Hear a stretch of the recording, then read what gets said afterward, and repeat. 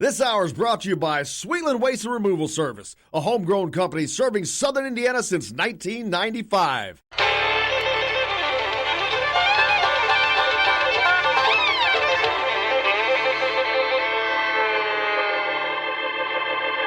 Well, we're coming to your city.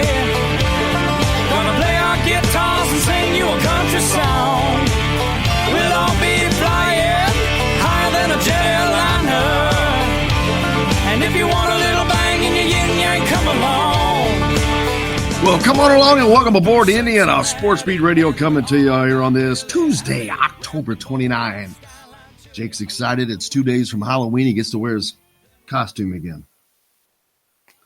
Thanks a lot for joining us here on the program today on this Tuesday. Like I said, you know what that means. It is a Chronic Tuesday, and that means one thing and one thing only. Chronic Hoosiers along. He'll be with us here in a little bit. Nick Baumgart from Indiana Rivals, thehoosier.com, is also going to join me. We're going to talk about Dawson Garcia and some IU basketball, as tonight the Hoosiers open up, they kind of open up the season. It's an exhibition match against Gannon from Erie, Pennsylvania. Got a couple guys missing, Devontae Green and, oh my gosh, what am I drawing? Rob Finnessy, the point guard, not going to be able to play. 2/3 of their backcourt, not there, not good. Not good for Indiana. We'll talk about all that. Lots to get to. We're going to hear from Archie Miller. We're going to hear from Deron Davis, Joey Brunk. We're going to hear from Urban Meyer. It's funny. Winning cures everything. You've heard me say that before. Yesterday at the Monday presser for IU football, you know, I had to get there. I got there early because I did something on IU's radio yesterday, so I was already over there. So I'm the first one there, and I watched everybody walk in, which there's the normal people coming in that we cover IU, and then you start seeing there was an Indianapolis TV station. That's only the third time I remember seeing them this season there. Doyle Gellerman. I'm drawing a blank on Doyle's name. Greg Doyle, the writer, was there. Of course, it was an easy day to grab a lot of stuff because you had availabilities for football, basketball, and actually women's basketball yesterday. So lots going on the IU campus yesterday. And a lot of excitement, though. You see a lot of people are talking about Indiana football nationally. You got people showing up to the press conferences more that don't normally come. A lot of excitement Tom Allen is building on this program, no doubt. Now, one of the funny things, weird things that came out over this weekend was that something was said, done, or said to the Indiana side at some point. I don't know when this happened. If you listen to the show regularly, you heard Don Fisher on here yesterday give his take, what he thought it might be, that it stemmed from sometime in the preseason, Scott Frost referring to the schedule and whatnot and saying that, hey, we don't get to play Indiana every weekend, disparaging Indiana. I don't know if that is what the genesis for this was, but comments by Fred Glass, I don't have those comments in front of me, but he talked about how sweet this victory was, especially coming there to a program that has disrespected Indiana as much. So those were his words. So yesterday, I was watching the Scott Frost Monday press conference last night, and I saw that the very first question in that press conference was on this subject. And here's what Nebraska's coach Scott Frost had to say.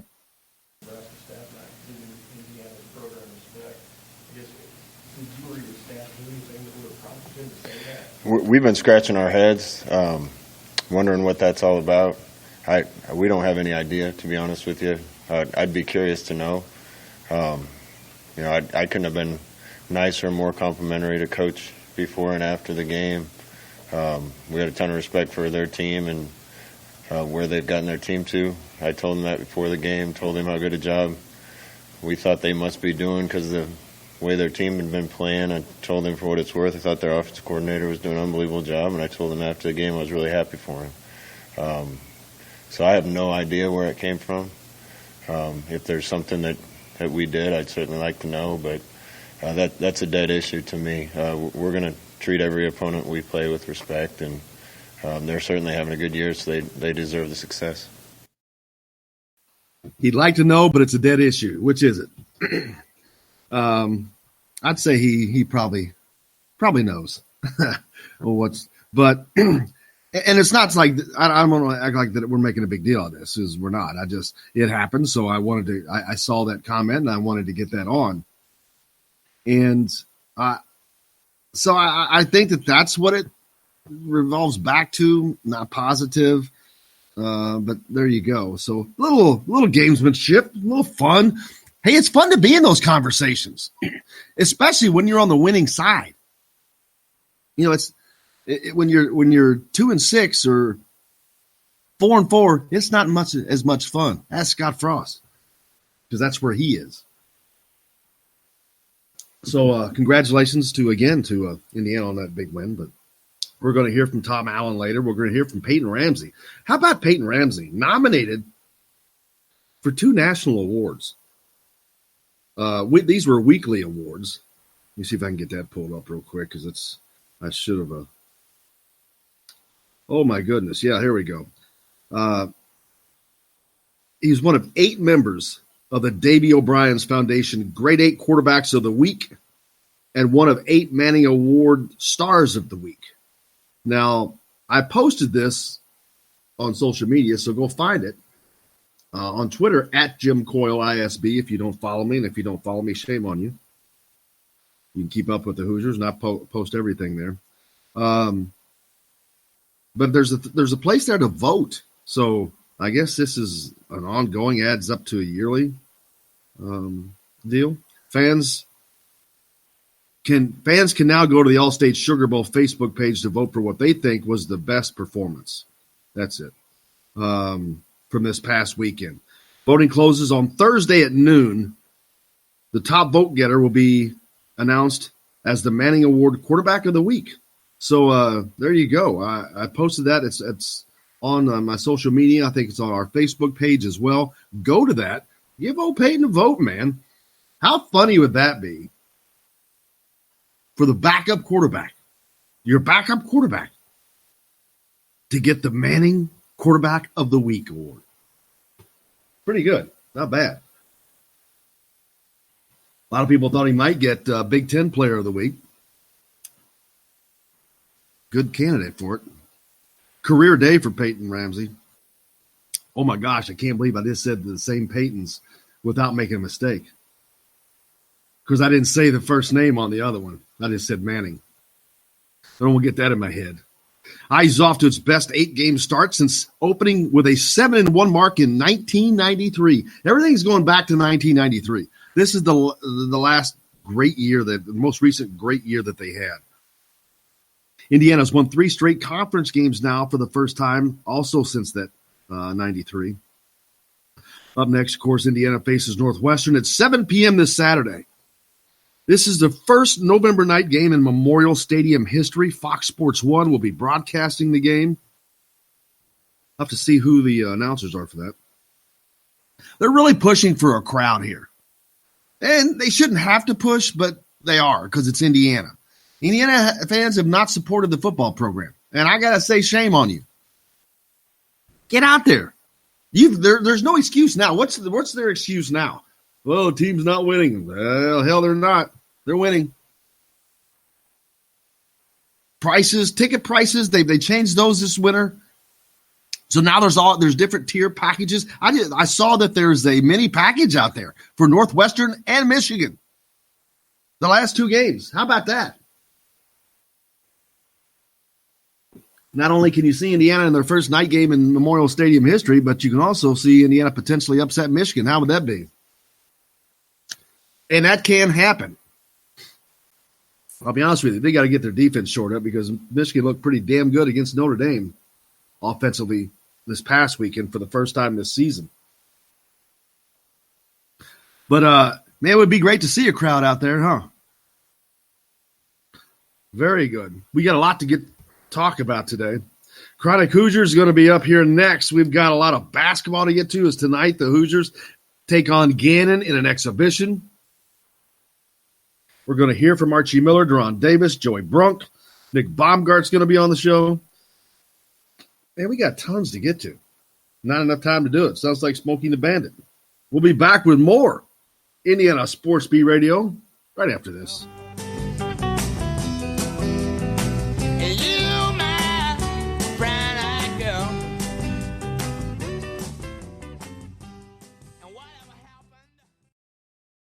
Hello, everybody. Jim Coyle from Indiana Sports Beat. When I'm not covering the Hoosiers, you can find me at Bubba's 33 in Clarksville, located on the northeast corner of I-65 at Veterans Parkway.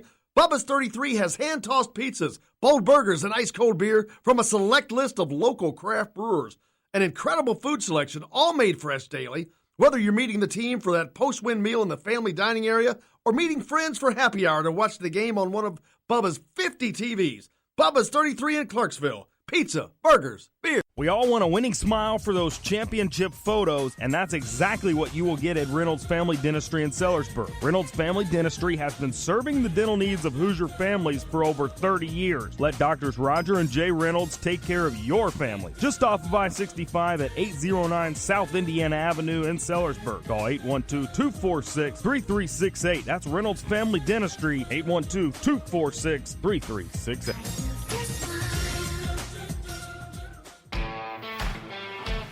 Now that warm weather has arrived, it's time to hit the links, and there's no better place than the golf club at Eagle Point in Bloomington.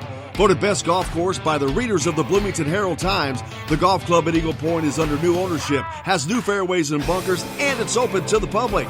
When the round's over, there's cold beer and a full menu at the Eagle Point Pub and Bistro. Call 812-824-1100 to make a tee time. That's 812-824-1100. The golf club at Eagle Point in Bloomington. This is A.J. Moye. This is Dan Dockett. Hey, this is Michael Lewis, former Indiana basketball player. This is Indiana football coach Tom Allen. This is Jim Coyle with the Indiana Sports Beat. You can always like and follow us on Facebook. Always follow the show rebroadcast on iTunes, Google Play, iHeartRadio, Spotify. TheDailyHoosier.com is a great place to sign up for each and every day. Or, of course, on 97.7 The Ref in Evansville. For the best recycling and waste removal service, turn to the area's leader, Sweetland Waste Removal and Recycling, a homegrown company serving southern Indiana since 1995. Sweetland Waste Removal and Recycling serves Floyd, Clark, Harrison, and Washington counties. For excellent service and peace of mind, call Sweetland Waste Removal and Recycling today at 812-944-5642. That's 812-944-5642. Keep life sweet with Sweetland Waste Removal and Recycling. I'm Rain Shaddy, and I'm a Hoosier. As a toddler, you could always find me running around in a cream and crimson onesie and a red IU hat reminiscent of those worn during the world-famous William Tell timeout, shouting, "Go Hoosiers!" Like many other alum, I chose to make Bloomington my home. As a civic and alumni leader, I have become very knowledgeable about our community and would love to share my insights with you as your realtor. Find me on Facebook or call or text me, Ryan Shaddy, with FC Tucker Bloomington Realtors at 765-623-9093. You're on the line with Jamal Meeks, former Indiana Hoosier, number 23, 1992. And I'm on the beat with Jim Coyle. Today's guest is brought to you by Reynolds Family Dentistry of Sellersburg. You need $1 million smile for those championship photos, and that's exactly what you'll get with Reynolds Family Dentistry.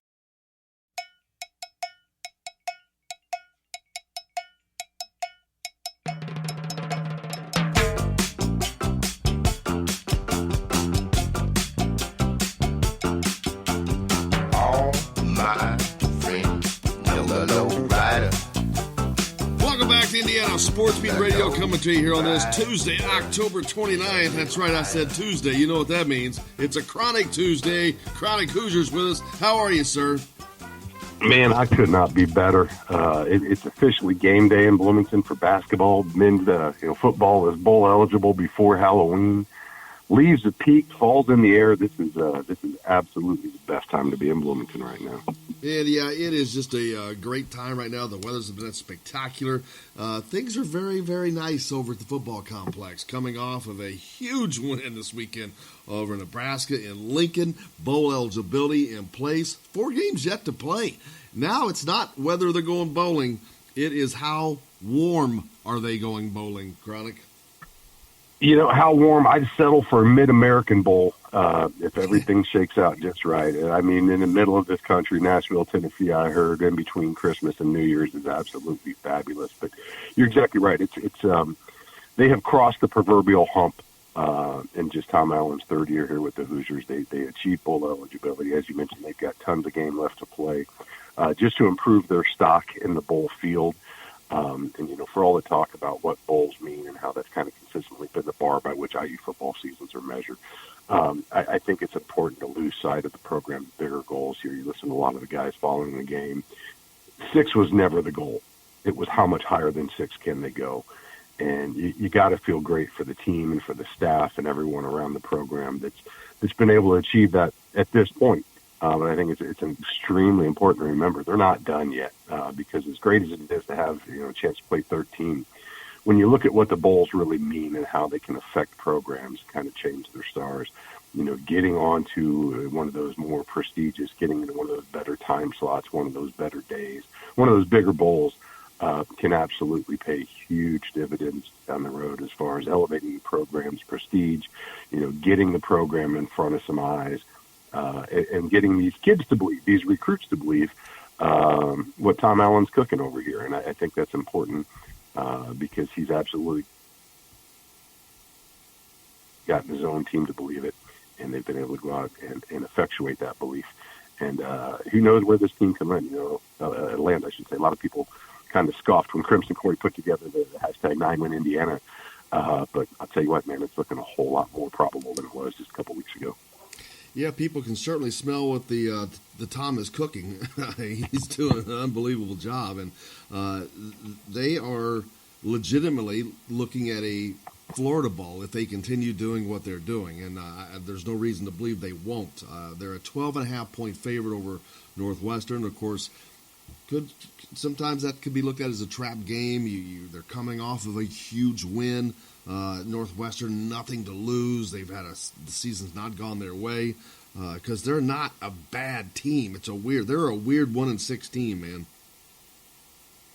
No, absolutely. And I think that's one thing that if you're Indiana, this is probably their greatest challenge right now is going to be how to handle the success, how to manage these heightened expectations, because this is unfamiliar territory for every single player on this roster right now. And I don't know that you can understate how difficult of a task it's going to be to keep them focused, to continue not just to focus on the next opponent, but to find ways to continue to improve as the season progresses, because you have to acknowledge the team would not be here without that development. And it's not like all of a sudden once the season started, everything was just cast in stone, and that's who these guys are going to be.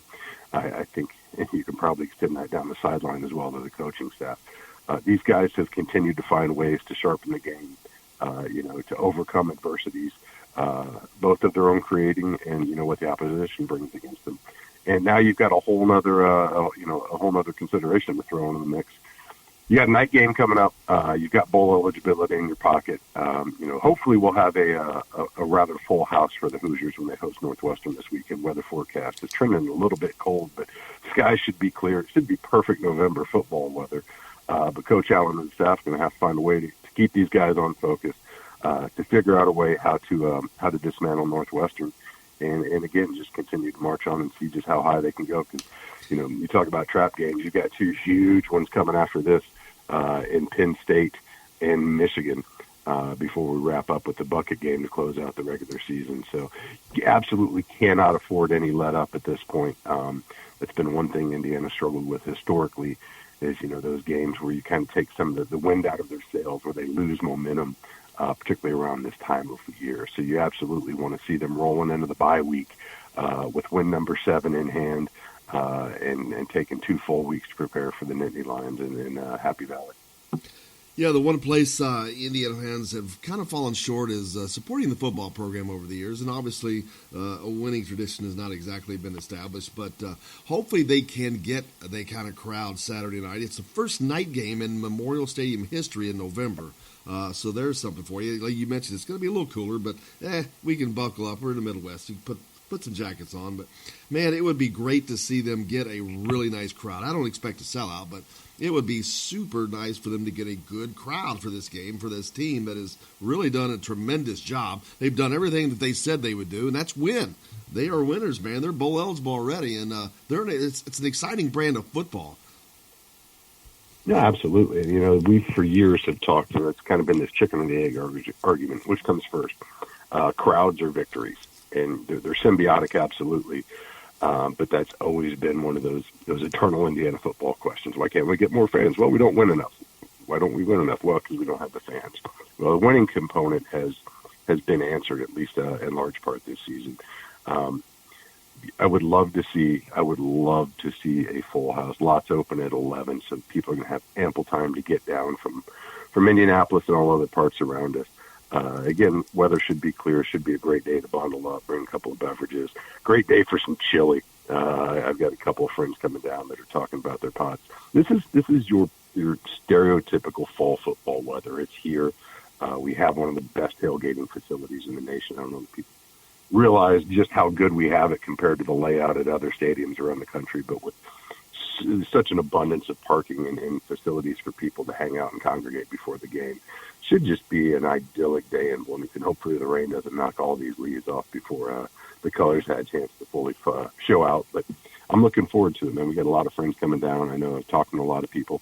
I can't remember the last time that excitement was this high, especially this late in the season for an Indiana football team. And it's basketball season today. And we're primarily talking about football, so it speaks volumes about what the Hoosiers have got going on.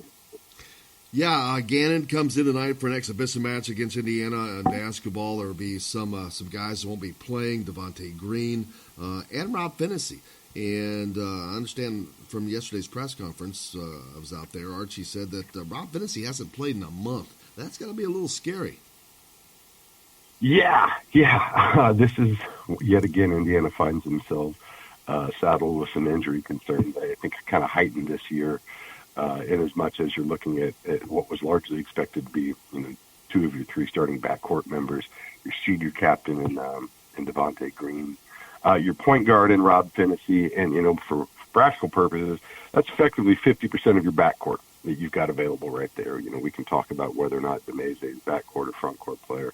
But at the end of the day, when you're looking at your roster of guards, that's about 50% of them that are going to be sitting out tonight, with the serious question mark as far as their availability looking prospectively. So certainly cause for concern. I kind of got a sense that there was something going on when Hoosier hysteria went by and we didn't see those guys in the scrimmage, and the news of the super secret scrimmage leaked out, and their lack of participation was kind of couched in, it's no big deal, just monitoring. And the way that it was conditioned, their absence from that scrimmage kind of gave me reason to believe that perhaps there was something more going on.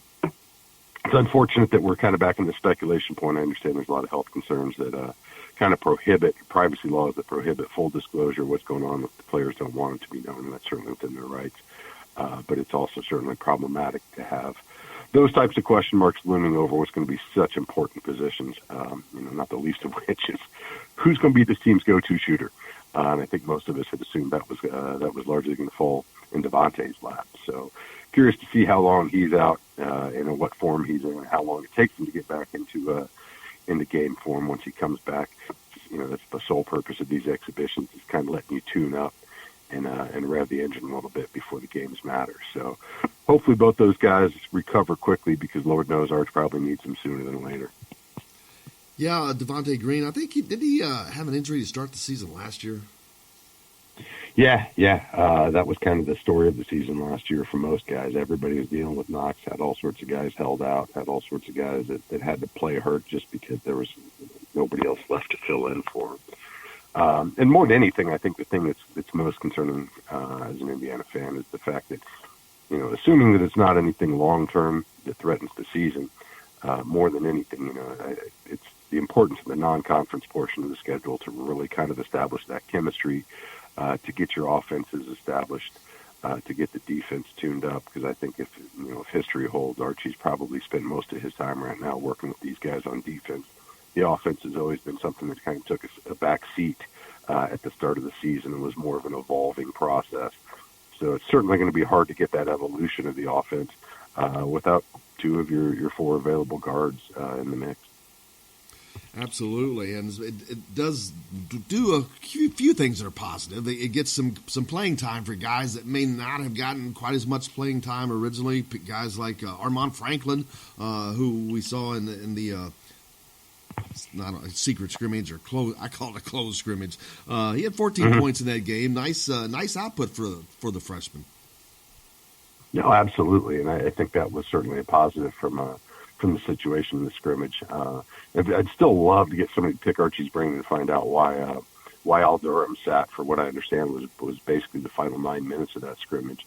But those are opportunities you just cannot you cannot manufacture any better for a freshman guard coming in like Armand Franklin. And by all accounts, he rose to the challenge.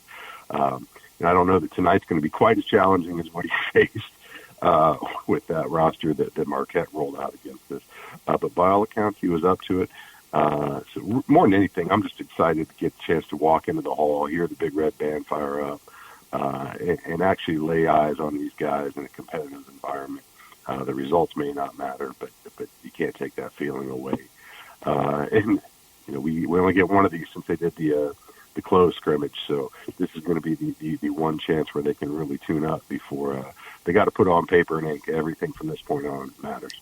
Yeah, Al Durham, I think, was hurt in the last few minutes of that scrimmage. Archie kind of alluded to that yesterday. Gotcha. Well, it makes sense. Man, and they have had an abundance of injuries over the last couple of years. Obviously, we know about Race Thompson missing most of the season last year. Jerome Hunter, Rob Finney's down last year with that concussion. Injuries have been a big pain, no pun intended, for the Hoosiers over the last couple of seasons. No, unquestionably. Archie was talking, and he's got some depth this year, and he had some depth last year, and unfortunately, the number of injuries kind of exceeded the depth available. So this team is built, I think, from a roster standpoint, to absorb some of that. But particularly when you look at the backcourt and the way that this roster is disproportionately front court heavy, that certainly is. It's problematic for Arch. I don't think there's any way to sugarcoat it. Point guard's obviously the most important position on the floor as far as the ball distribution and getting the offense set and keeping it moving.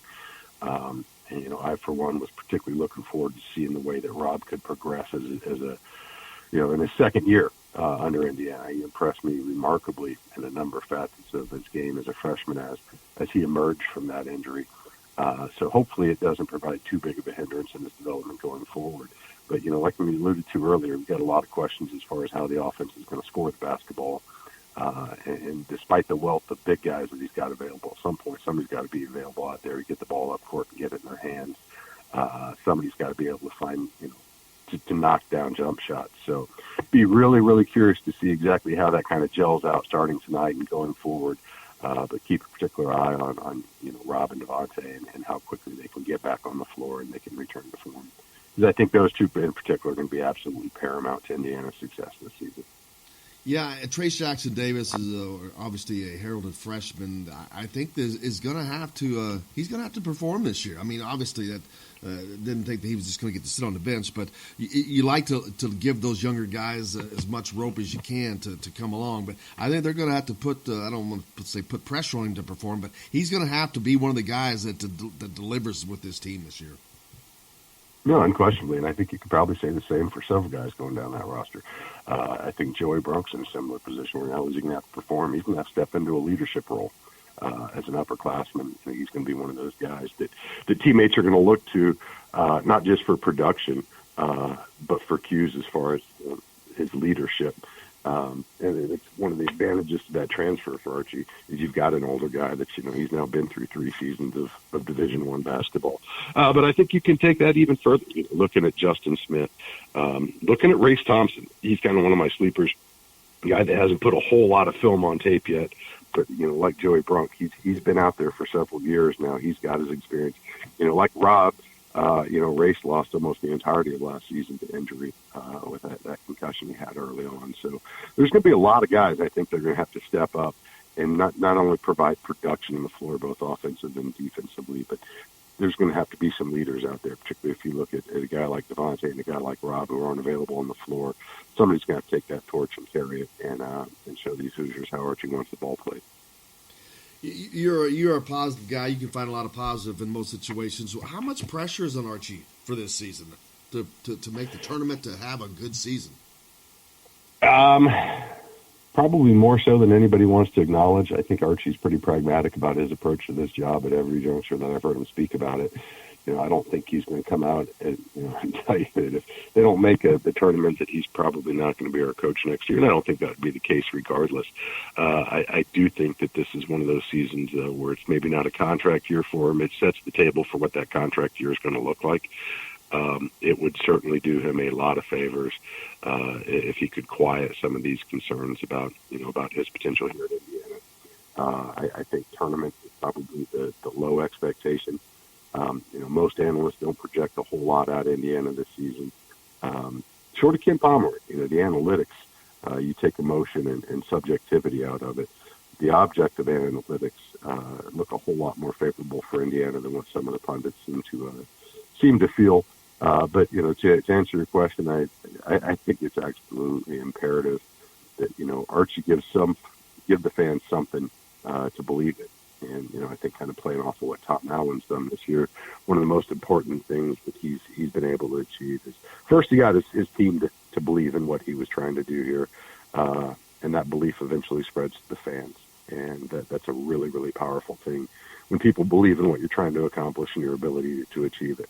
I think Archie's got to find a way to make it obvious from anybody on the outside that the team believes, and start achieving some of the buy-in from the larger fan base. Switching back to football a little bit, Tom Allen came out again, which we already knew this. He's the lowest paid coach in the Big Ten, even behind Chris Ash, who doesn't even have a job anymore. But he has certainly solidified himself, and I see a big raise in Tom Allen's future. I think so, and Fred kind of alluded to that recently as well. He said it was probably a conversation that was coming up at the end of the season regardless of what happened. It's almost certainly coming up now. And kudos to Tom Allen and his entire staff for finding themselves in that position. Because, you're talking about what Archie's prospects are this season and how much it matters. I think you can look at both the basketball and the football program at the start of their respective seasons, and they were on very, very similar tracks. Both coaches in year 3 of their tenure here at Indiana. Both coaches with a lot of questions kind of swirling around them as far as whether or not they were going to be able to achieve what some of those goals were. So, hopefully Archie can follow in Tom Allen's success, find some postseason luck, and parlay that into some bigger things in the future. Indiana's certainly winning in the cost per victory category with coaches. You look at someone like Jeff Brom, who's making about $6.5 million a year as opposed to the $1.8 for Tom Allen. And Tom Allen has a better record. They've both been in the league the same length of time, I believe. Tom Allen has a better record. Yeah, the numbers don't lie, and that's one of the challenges. I think everybody agreed that Jeff Brom was a tremendous hire for the Boilermakers, probably one of the best they've made in some time. But, that's also one of the risks when you find yourselves in kind of these mid-major, I don't want to say mid-major, but, you look at it with the resources that these state schools have when they stack up against the likes of Ohio State and Michigan, and Penn State for that matter, and Nebraska. From a resource standpoint, schools like Indiana, schools like Purdue are always going to be significantly disadvantaged. And while the Big Ten Network has certainly leveled some of that financial playing field, they've still got a lot of other programs that they have to support with those dollars. And, there's been a long-running debate as far as, does coaches' salary is that directly proportionate to your program's likelihood of success? And I'll know that there's an easy answer, but it's certainly making Fred Glass look really good, taking a prudent course financially. Yeah, I've said this before. If you look back over the years, the hires that have been brought in to fix Indiana football, Jerry Nardo had a ton of experience. Cam Cameron, who was an offensive wizard. Sam White's from the Bengals. I mean, there are so many names, and you look back and you put Tom Allen in that mix. I promise you, 99 times out of 100,000, he's going to be looked at as the least likely guy to have success in getting Indiana to this point. Yet he is the guy that is doing that very thing. No, and that may be the case, but he also very much looks like that guy who exactly follows the recipe for success at Indiana. You look at Coach Mallory, finding somebody that's paid his dues, that's come up coaching. In Tom Allen's case, his work as an assistant coach, as a coordinator. For a program like Indiana, it's always going to be difficult to go out there and hire one of those top 10 brand name coaches. The resources just make it almost completely prohibitive. So it's long been the recipe that your best bet is to find a young up and coming guy, who's got the bona fides locally, who's got the credentials and all his other jobs, and trying to catch a rising star. You can make the argument that that's exactly how the Hoosiers landed Bobby Knight back in the early 70s. It's how they landed Bill Mallory. So looking at who we are and how we've been able to succeed in the past, I think you look at Tom Allen hire, and that very much follows that exact model. Absolutely. Anything going on? You guys got an episode coming out anytime soon? Mind your banners. I'm not sure if we got one coming or not this week. I know Zach's been crazy tied up. I've been busier than a one-legged guy in a butt-kicking contest here. We'll probably touch a base later this afternoon and see what his availability is, either today or tomorrow. But keep your eye out. We'll have something coming here real shortly. I can guarantee that. All right, brother. I appreciate you as always. It wouldn't be Chronic Tuesday without Chronic Hoosier. I appreciate you so much. Thanks for having me on, brother. Have a good one. You bet. You as well. Chronic Hoosier joining us here on Indiana Sports Beat Radio. We've got a lot more coming up. Stay tuned. We're back with more right after this.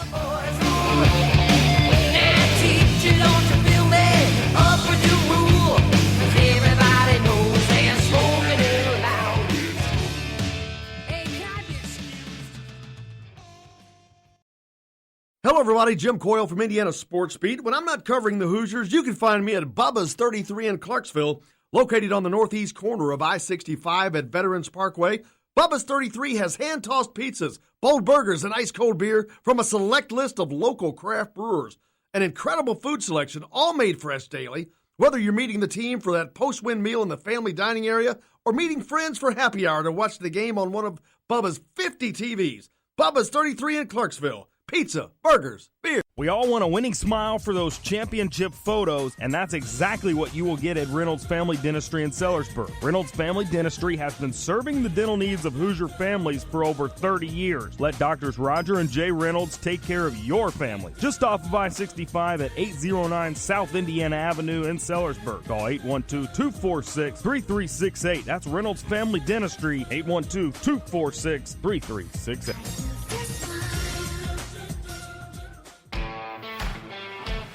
Now that warm weather has arrived, it's time to hit the links, and there's no better place than the golf club at Eagle Point in Bloomington. Voted best golf course by the readers of the Bloomington Herald-Times, the golf club at Eagle Point is under new ownership, has new fairways and bunkers, and it's open to the public. When the round's over, there's cold beer and a full menu at the Eagle Point Pub and Bistro. Call 812-824-1100 to make a tee time. That's 812-824-1100. The golf club at Eagle Point in Bloomington. This is A.J. Moye. This is Dan Dockett. Hey, this is Michael Lord, former Indiana basketball player. This is Indiana football coach Tom Allen. This is Jim Coyle with the Indiana Sports Beat. You can always like and follow us on Facebook. Always follow the show rebroadcast on iTunes, Google Play, iHeartRadio, Spotify. TheDailyHoosier.com is a great place to sign up for each and every day, or, of course, on 97.7 The Ref in Evansville. For the best recycling and waste removal service, turn to the area's leader, Sweetland Waste Removal and Recycling, a homegrown company serving southern Indiana since 1995. Sweetland Waste Removal and Recycling serves Floyd, Clark, Harrison, and Washington counties. For excellent service and peace of mind, call Sweetland Waste Removal and Recycling today at 812-944-5642. That's 812-944-5642. Keep life sweet with Sweetland Waste Removal and Recycling. I'm Rain Shaddy, and I'm a Hoosier. As a toddler, you could always find me running around in a cream and crimson onesie and a red IU hat reminiscent of those worn during the world-famous William Tell timeout, shouting, "Go Hoosiers!" Like many other alum, I chose to make Bloomington my home. As a civic and alumni leader, I have become very knowledgeable about our community and would love to share my insights with you as your realtor. Find me on Facebook or call or text me, Ryan Shaddy, with FC Tucker Bloomington Realtors at 765-623-9093. This is James Blackman Jr., former Indiana Hoosier. Make sure you're keeping up with the Hoosiers on Indiana Sports Beat.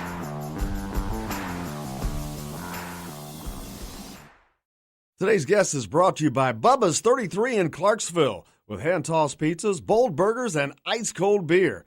Pizza, burgers, beer. Bubba's 33 in Clarksville.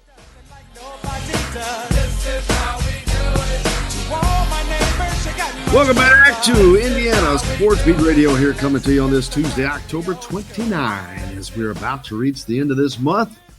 But we're about to begin this basketball season as Nick Baumgart from Indiana Rivals joins me. Nicholas, how are you, sir? I like that little Montel Jordan coming in on that. This is how we do it. That's how. Gotta pump it up, man. Gotta pump it up. Get the music, get the blood flowing. Takes me back to 6th grade or something, 7th, 8th, I don't know. There you go. Blast from the What's past. Not much, brother. Just coming off a big win for the football program in Lincoln, Nebraska. It was an awesome environment. Big win for those guys. Now you got basketball starting. Jim, this is I've kind of had something on my chest, and maybe I can get it off here this morning. I wasn't raised. I can't wait for this. Well, I wasn't raised. I didn't play football. No kidding. My dad, he was afraid I would get hurt playing football. I was a decent basketball player when I was young, and so I never grew up with it. And then Indiana was never good growing up. So I got to be honest. I mean, I'm not much of an IU football fan. I really want to get on the bandwagon, but I get. Now wait a minute. When you say growing up, growing up, what years are you talking about? No, 90s. I'm 38. Oh, the 90s. Okay. Now what? Well, the late 80s and early 90s. I showed up for flag football practice. But you got to understand, the late 80s and early 90s. Me off the field, Jim. This is traumatic for me. So I hear you. The late 80s and early 90s, Indiana was actually the best that they've ever been in football. That's really late 80s, right? Anyway, so that's my dilemma, because I know these people, some of these IU football fans, they've been putting in years, man. So. Well, they had. I don't know about that. I don't know that they've been putting in years, because if they are, they're certainly not showing up in the stands. Sure. So it'll be a great weekend. Super pumped for Coach Allen, and Yeah, it'll be fun. They got the first night game in November night game in Memorial Stadium history, so that ought to be something fun. But tonight they've got basketball as they open up the season. Sorta, with an exhibition match against Gannon from Erie, Pennsylvania. What level is Gannon? D2 NAI. I haven't even looked into them enough, really. Honestly. Yeah, I haven't either. Not that it matters. It doesn't matter. They're a patsy. I looked at their roster. They got couple kids from Chicago, nobody from Indiana or anything like that. So, what can you get out of this? I don't know. Well, yesterday we had from our standpoint. Yesterday, the press conference going on, Archie Miller met with the media. They've got some injury issues again to start the season, serious issues. Rob Vennessy has not practiced for a month, and that's not a good sign, because even when he's cleared to play, if you haven't practiced in a month, you haven't practiced in a month, so you're not going to step onto the floor and be at your A-game level. Yeah, no, I mean, conditioning is what's, going to be the biggest obstacle here as we come up in the next couple weeks. Lower abdominal strain. I'm not a doctor, but I don't know anything else besides a hernia. Just speculating.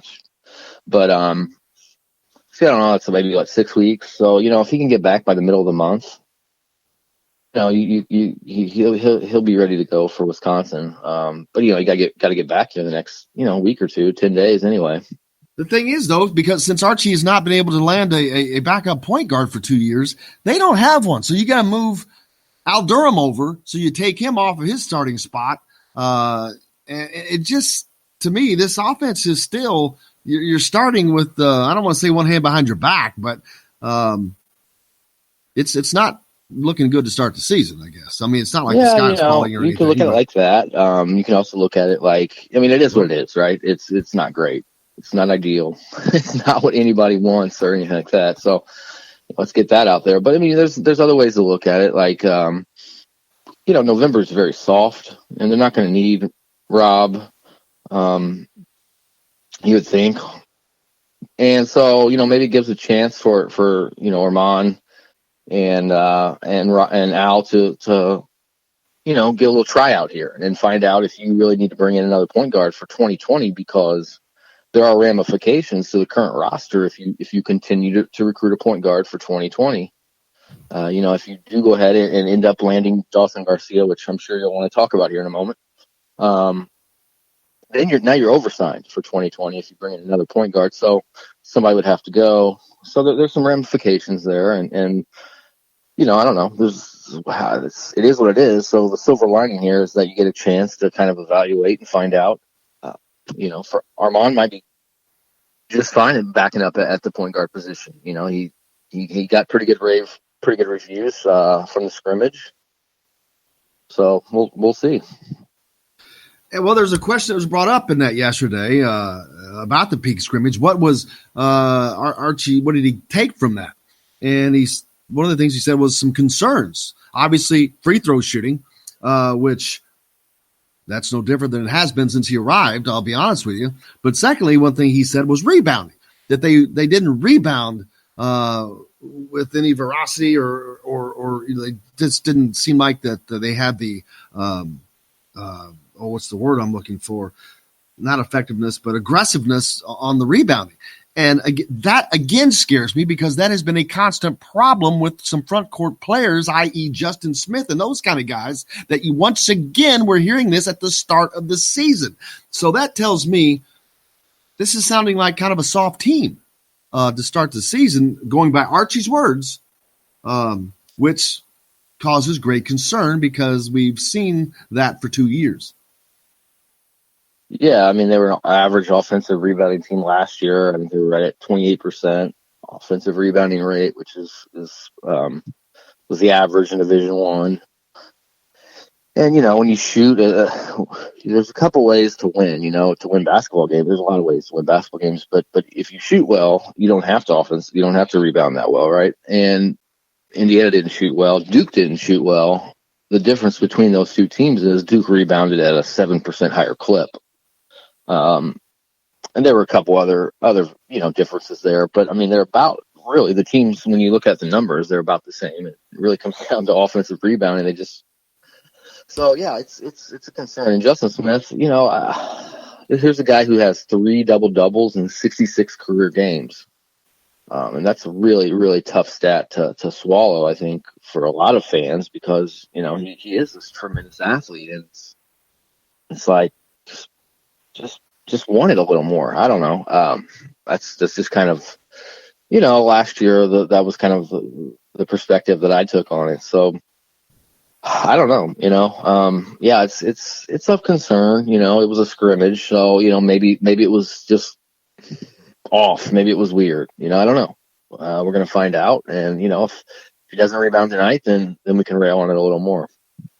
Yeah, and I don't want to. It seem like I'm trying to be negative. I'm not, but this is not a fan page. I'm not here to give the fan base rainbows and unicorns. We talk in realities here, and I think our fans appreciate that. And that's why I'm talking about it, because even though it's the beginning of the season, I'm like, golly, I'm taking Archie's words. These are not even my opinions. These are Archie's words from yesterday. And that just after what we've seen under his tenure, it's really starting to say, hey guys, you're seeing the same things over and over here. This is the third season, and I'm hearing the same comments that I've heard for 3 years now. Yeah, I don't know. I don't know if Archie would have recruited Justin Smith. Well, I'm not talking about Justin Smith. I'm just talking about overall. Oh yeah, well, Joey Brunk is supposed to be a big help there, and so, yeah, no, I'm not trying to sugarcoat everything and make everything, rainbows and lollipops here, but it is early, and so let's just every time they come out and we see them, we'll know a little more about them. So hopefully there's a lesson to be learned there, like Justin. Because it's got to start with him. I mean, he's just such an amazing athlete. He's so special. That's his biggest thing. Where he can help Indiana the most is out in transition and on the offensive boards. So, we'll see. It's also been, but I should mention, it's also been a philosophical thing over the years too. Indiana's, you can't really do both great. You can't go to the offensive boards great and play great transition defense. I mean, it's kind of a, you have to kind of give and take there. Kind of a risk and reward thing. I understand. Yeah, that makes perfect sense. But the philosophy that Archie's had has been, defensive transition. I think they were 22nd best team in defensive transition last year. But how's that worked out in the win category? Go ahead. I said, no, how's that worked out in the win category? Well, no, I mean, it's a great, that's a great question. We'll just have to see. Had they shot better last year, shot just a little bit better, it works out great. But when you're not shooting well, you've got to try to create extra possessions. So, you've got to kind of change things a little bit, maybe. Well, I don't know how much we're going to really be able to tell tonight because, like I said, they're missing 2/3 of their backcourt, and that's got to be a tremendous hindrance to running your offense and to be getting into any continuity. And we talked about with Rob Finney being out for a month. Man, that really changes the entire dynamic of this team. Yeah, it does. I mean, I'm sure from their standpoint, they're going to say next man up, and it's no different than what practice has been the last month, and you just kind of go on with it and play. But, obviously from our standpoint, it's easy to kind of, it's a problem. It's a concern. I think now it's just kind of, wait and see. If you can get back in 2 weeks, then all is right. But, it's not ideal. It is the situation that you're in. What's Nick Baumgart looking at for tonight? What are you looking to see from this team with what they have right now? You're not going to have Devontae Green. You're not going to have Rob Finney. So what do you want to see of positives coming out that lets you know that, hey, they're at least moving in the right direction or whatever? Well, ball movement, how many times they dribble versus how many times they pass in the half court. Tempo, just trying to figure out how they're going to play and if they're going to run a little more or if, because, that was the one thing this fall that we had heard Archie say was that offense is going to be a unique style this year, right? I mean, we were together at Harrison in Evansville when he said that. So, what's that mean? A unique style? I'm kind of, looking forward to that. What do you think that means? What do you think that means? I don't know. I mean, I really don't. I mean, I've probably spent more time this fall thinking about that than things I probably should have in my life, But I don't know. It could be some kind of motion. Because Devontae Green is great on catch and shoot. Rob's much better catch and shooter, and Rob Finney's twice as good as a catch and shoot shooter. So, trying to find opportunities where they can catch and shoot versus, a lot of things coming off a ball screen. So we'll see. There was a lot of isolation last year, which they weren't very good at. So really Devontae Green's about the only really good isolation guy if you look at the numbers. And so, just probably more team ball movement, pass and cut, screens, catch and shoot is what I would look for, and we'll see. With the injuries the way they are, how much are you expecting out of Armand Franklin? What do I expect out of Armand? With all these injuries, how much can you expect from this a true freshman to step up and jump into some of this? I don't know. I think he sounds like he's ready. I mean, he was always a kid that I felt like was underrated. If you look at the 2020 class, I mean, I felt like Trey Galloway got kind of a raw shake. And when you look at that 19 class, I felt like Armand kind of got a rough shake. I mean, he's a great player. freshman or sophomore or senior. So, I think he's going to come in. He was an eye opener at the scrimmage, from what I understand. He can play 1 through 3, guard 1 through 3. Can shoot, handle the ball, can pass, plays really hard. So, when you play hard, it kind of transcends, it can kind of get you through some of those mistakes or some of those, those early stages in your career. So, and with these all these injuries to the back court, the front court, are they going to be relied on to do more? Trace Jackson Davis, Joey Brunk, Deron Davis, Justin Smith. Are those guys going to have to pick up the slack with these guards being out? Well, you would think. Al is certainly a capable scorer. We'll find out what Jerome Hunter can do. But yeah, no, I think that you're certainly going to probably play through the post. And, you mentioned offensive rebounding. Well, that's another really good place for, where they can make their impact felt. So, and that's another thing I'm looking forward to is seeing what this interior rotation is going to look like. Between Brunk and Davis and Smith. And let's talk about that when we come back, Nicholas. We got to take a break. I want to talk about your visit to Trey Kaufman. I'd like to talk about Dawson Garcia, and we'll pick that up as well when we come back. How about that? Okay. Works. Sounds good. Nick Baumgart from Indiana Rivals joining us right now. We'll be back with more of Nicholas and plenty more after that here on Indiana Sports Beat Radio from the Golf Club at Eagle Point Studios right after this.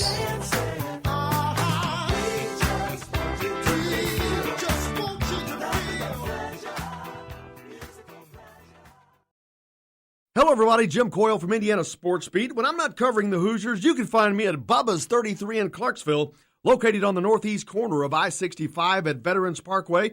Bubba's 33 has hand-tossed pizzas, bold burgers, and ice-cold beer from a select list of local craft brewers. An incredible food selection, all made fresh daily. Whether you're meeting the team for that post-win meal in the family dining area or meeting friends for happy hour to watch the game on one of Bubba's 50 TVs. Bubba's 33 in Clarksville. Pizza, burgers, beer. We all want a winning smile for those championship photos, and that's exactly what you will get at Reynolds Family Dentistry in Sellersburg. Reynolds Family Dentistry has been serving the dental needs of Hoosier families for over 30 years. Let Doctors Roger and Jay Reynolds take care of your family. Just off of I-65 at 809 South Indiana Avenue in Sellersburg. Call 812-246-3368. That's Reynolds Family Dentistry, 812-246-3368.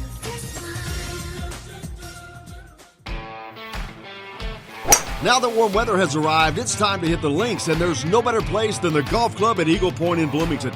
Voted best golf course by the readers of the Bloomington Herald-Times, the Golf Club at Eagle Point is under new ownership, has new fairways and bunkers, and it's open to the public. When the round's over, there's cold beer and a full menu at the Eagle Point Pub and Bistro. Call 812-824-1100 to make a tee time. That's 812-824-1100. The Golf Club at Eagle Point in Bloomington. This is AJ Moye.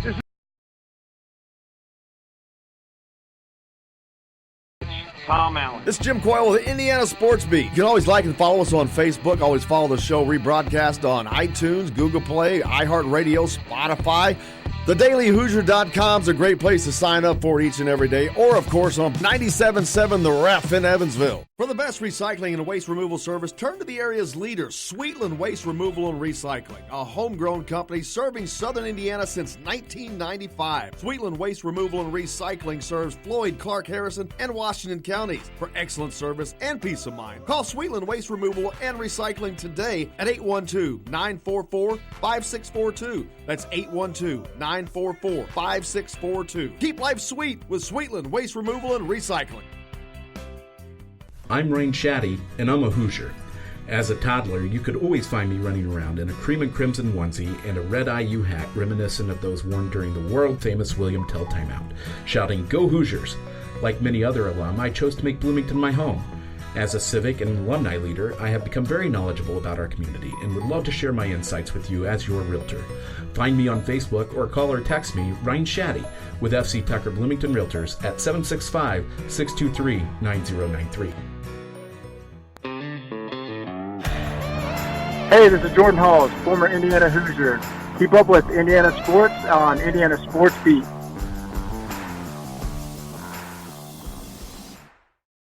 Can't say enough about his work ethic and his approach right now. He's done a great job. Coach, what were your biggest takeaways from that close scrimmage from Marquette? Like 2 or 3 things that kind of you learned most about your team. If healthy, could be very, very deep. Have up to 11 players that, as a coaching staff, we would feel good putting in the game. Without reservation right now, can get in and play with anybody, and that's an exciting thing to have at your disposal, especially every day in practice. If you ever get to experience the total group, then you can really start to put them up against one another and have them earn it. And in the game, you have that confidence that the next man up continues to keep us at a high level, and I think that's what we've stressed with our teams: the strength of the numbers. Could be anybody's night on a given night, but let's be one of those teams where there's very little drop off with regard to who's on the floor. If you can establish that, that's good. Defensively, we could be a very good defensive team. We have size, we have length, and we have depth. And for a hard playing team and with discipline, we could be a very good defensive team. Some concerns: free throw shooting, taking care of the basketball, and just the overall mentality that you need to rebound the ball at our level. Those are 3 things that I think coming out of the scrimmage that they just weren't good enough. We didn't take care of it well enough from a number of guys, not just one. We're a team that obviously aspires to get to the foul line with how we're trying to play with tempo and aggressiveness and paint touches and whatnot. But you can get to the line as much as you want, and if you're not making them, to me it's like a turnover. So that was something. And then rebounding the ball, especially offensively, didn't get it done on the glass.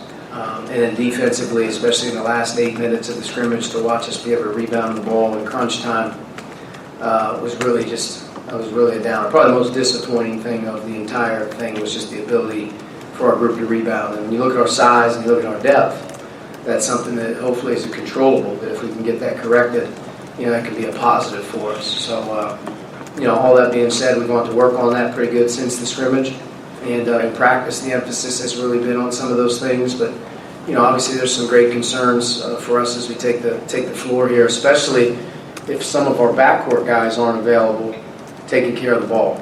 Taking care of the ball with different players in there for the first time. And, some of those things are obviously, they make you a little bit nervous. So those will be huge things for our team. I think just the rebounding, the taking care of the ball, and free throw shooting, they could be real X factors for this team. There's Coach Archie Miller talking. I've referenced that comment earlier, talking to Nick Baumgart with me from Indiana Rivals, thehoosier.com. Nick, you heard that. That was Archie's words yesterday. What do you take from that? Yeah, I don't know. I mean, the turnovers.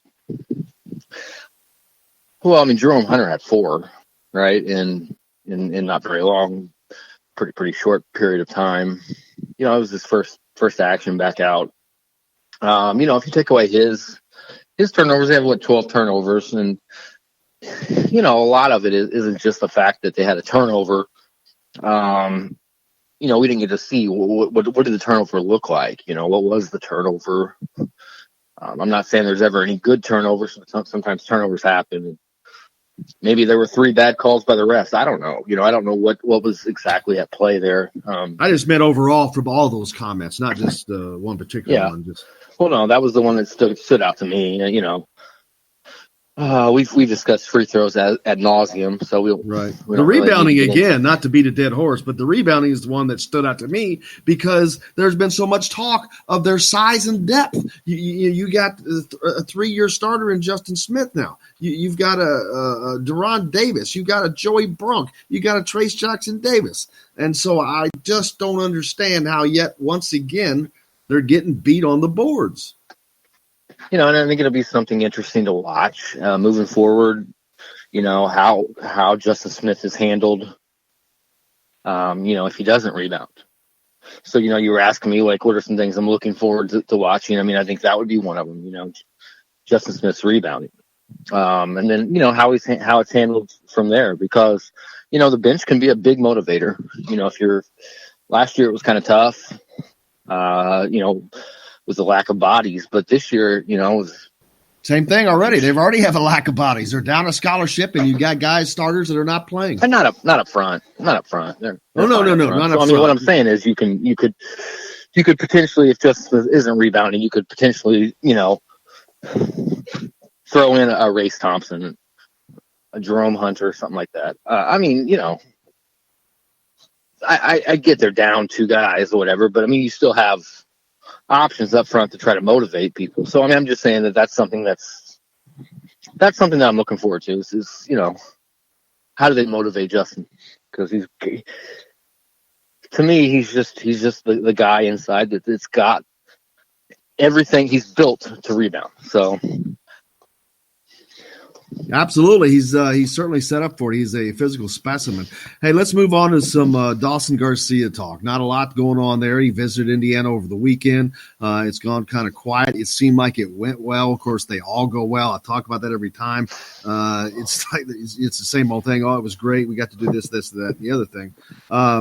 But the telltale sign will be, to me, is if he does not take a subsequent visit to Marquette, I think Indiana is in superb shape on this. But that's a total guess. I'm not saying that's some kind of inside fact. He is going to visit Marquette November 8th through the 10th. There you go. So, yeah. So, no, that cannot be a good sign for Indiana. Well, that's what everybody wants to say. But, it's because I think it's a fact. They played this close to the vest the whole time. They didn't let the Indiana visit get out. We kind of jumped in and kind of broke that, I believe. And so they played it close to their vest. This was probably always going to happen. When was this? When was this visit announced? Yesterday. Okay. Eric, now, what do you think? Do you think the fact that he is taking a visit that late in November, that close to when he is expected to make his commitment announcement, that cannot be a good sign for Indiana? I mean, to me, if you're sold on Indiana, you're not going anywhere else now. You've already been there, so you're not going to go back yet again. That's just my opinion, of course, but to me, I think that opinion has some weight. If you were looking at buying cars and you'd spent 6 months researching cars, right? And you come down to your last 2 cars and you go and test drive oh man, you really like this car A, Well, wouldn't you just go test drive to, car B just to kind of see what's going on? You've already driven that car. He's already been to Marquette. This is a subsequent visit. And not only is it a subsequent visit, it is going to be the last visit, and it's going to be the last visit right before he makes his commitment announcement. Well, I think you're dismissing the visit to Indiana. Like, if it was just a standard visit, I don't think it was. I mean, to me, everything I've gotten, his relationships with Trey Galloway and Anthony Leal, that's genuine. That's real. He does not have that at Marquette. So that, one way to look at it is he's going to go to Marquette and he's going to be like, wow, this is different. This doesn't feel the same. He's already been to Marquette. Well, not after he's been to IU. So, and it's different when you go on an official and unofficial. They're different. I mean, they just are. Well, you think that it's not? I mean, I'll take that for fact. You think it's not an issue. We'll see how it turns out because none of us know. I certainly don't know. I'm not going to pretend that I do. What I would have been surprised with is if he would have committed today. Like that to me would have blown me away. So, I'm to me, this is just me. I get it. I understand that view, but I mean, to me, it's the kid. Look, his parents are very engaged in this whole process. That's for sure. They showed up and they were asking tons and tons of questions on his visit at Indiana. Some parents aren't always like that. Some are more, just kind of go with the flow and take it all in. And so, we don't know why they're taking the visit. It could be his parents making him.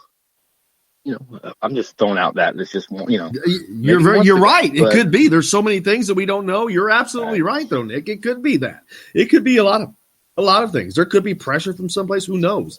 But and if you have when The other thing is too is when you're being recruited by a coach, and he's been recruited by Marquette for like a year. You have relationship. You have especially when you're young, you feel like you have responsibility or an accountability to adults, and they're saying things to you at this time. They'll say anything to you, and I don't think people realize just some of the crazy things. Not that anybody from Marquette said anything crazy to Dawson Garcia, but I'm just saying it's no holds barred. They don't hold anything back. This is a big deal for them. So, there could be a level of accountability or responsibility there that Dawson feels like, he owes it to Marquette and to Steve Wojciechowski to go and to go on the visit. Let me ask you this: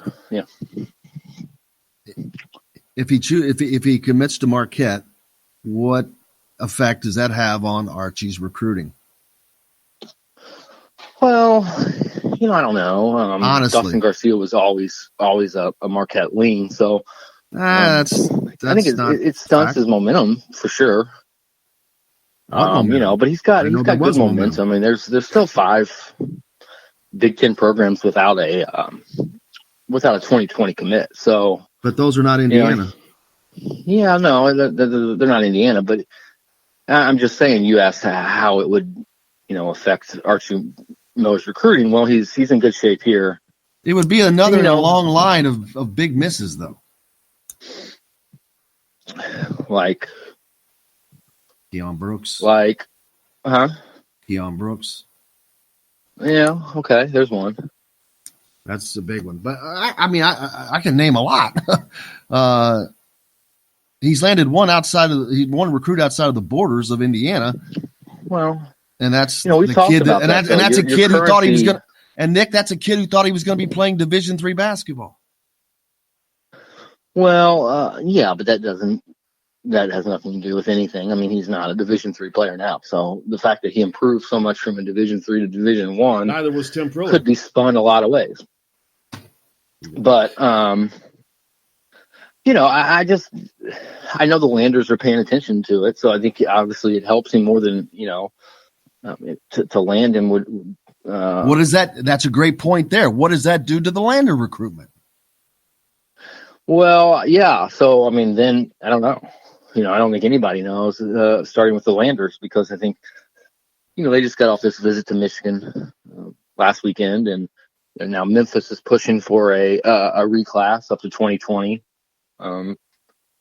So, I don't know. It'll be interesting to see. I said earlier about the oversign. So if you get Garcia and you try to pull Lander in early 2020, then somebody's got to go. So, it's a mess, really, until it all gets straightened out here in a couple weeks.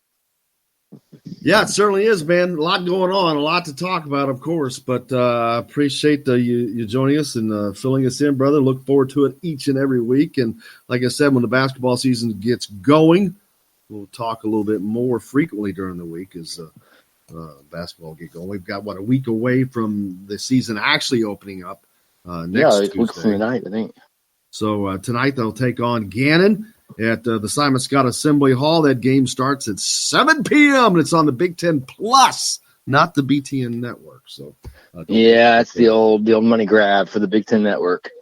Yeah, there you go. But Nick will be there. I'll be there. I'll see you there tonight, brother. I appreciate you as always, and I'll see you several hours from now. Bye, guys. Have a good one. There's Nick Baumgart from Indiana Rivals, thehoosier.com, joining us to talk some Indiana basketball as tonight they open up against Gannon. They've got some injuries going on. Not sure. Not going to see a lot tonight. After the game with Todd Leary will begin next week. Trey Kaufman, he did not make that visit. Tim texted in wanting to know about the Trey Kaufman visit.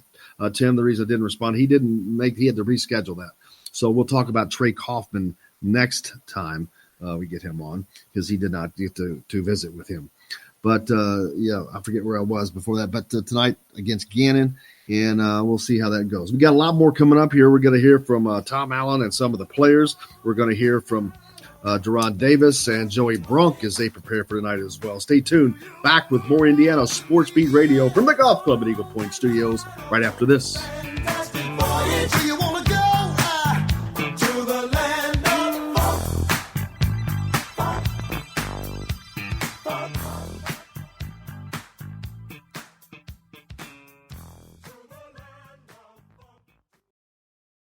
Hello, everybody. Jim Coyle from Indiana Sports Beat. When I'm not covering the Hoosiers, you can find me at Bubba's 33 in Clarksville, located on the northeast corner of I-65 at Veterans Parkway. Bubba's 33 has hand-tossed pizzas, bold burgers, and ice-cold beer from a select list of local craft brewers. An incredible food selection, all made fresh daily. Whether you're meeting the team for that post-win meal in the family dining area or meeting friends for happy hour to watch the game on one of Bubba's 50 TVs. Bubba's 33 in Clarksville. Pizza, burgers, beer. We all want a winning smile for those championship photos, and that's exactly what you will get at Reynolds Family Dentistry in Sellersburg. Reynolds Family Dentistry has been serving the dental needs of Hoosier families for over 30 years. Let Doctors Roger and Jay Reynolds take care of your family. Just off of I-65 at 809 South Indiana Avenue in Sellersburg. Call 812-246-3368. That's Reynolds Family Dentistry, 812-246-3368.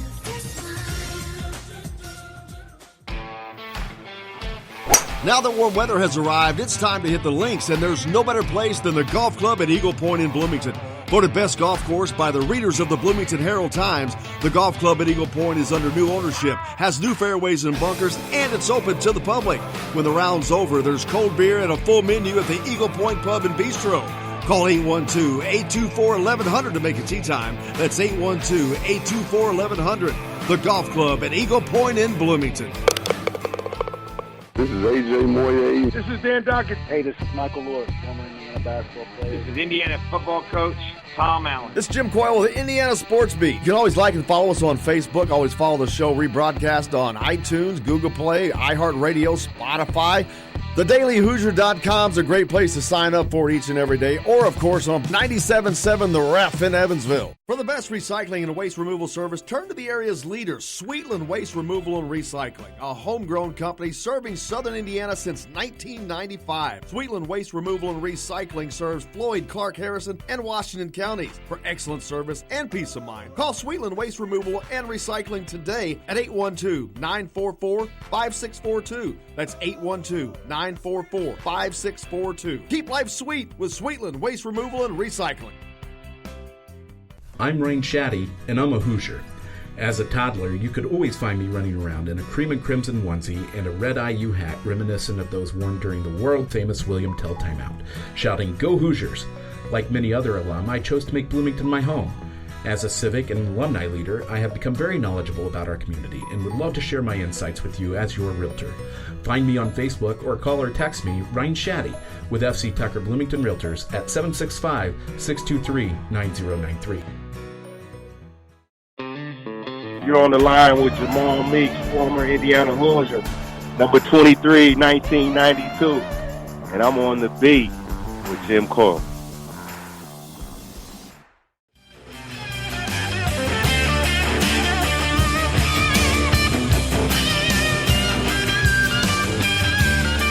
Ooh, I'm glad we don't have a camera on me here, but I'm playing some air guitar. Welcome back to Indiana Sports Beat Radio here on this Tuesday, October 29. Man, oh man, has it been a packed show. Chronic Hoosier was on.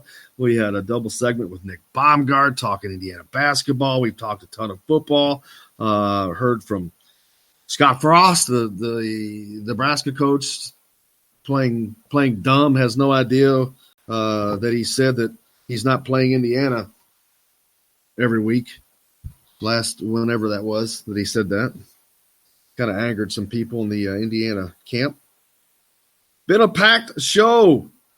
We're going to hear now from yesterday. We had the opportunity to talk to Deron Davis and Joey Brunk, two of the guys who are going to be leaned on heavily throughout the season, to be honest with you, but early on, especially because of the injuries to the front court of Indiana with Devontae Green and Rob Finney both out with injuries right now, and Rob Finney hasn't played in a month. Not a good sign.